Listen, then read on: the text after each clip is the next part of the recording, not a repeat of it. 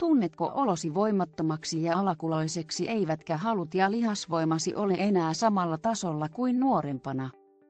Syy voi löytyä siitä, että testosteronitasosi on alentunut.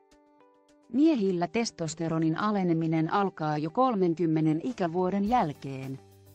Rohtosarviapilan on tutkimuksissa havaittu kohottavan testosteronitasoa ja seksuaalista vireyttä. Kohonneen testosteronitason voi usein havaita parempana jaksamisena ja energisena olona. Rohtosarviapila on vuosituhansia käytössä ollut vanha yrtti.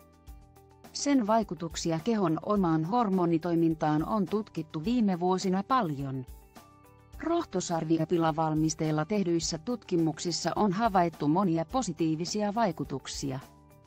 Tuloksista tärkeimpiä ovat testosteronituotannon palautuminen ja seksuaalisen vireystilan kasvu.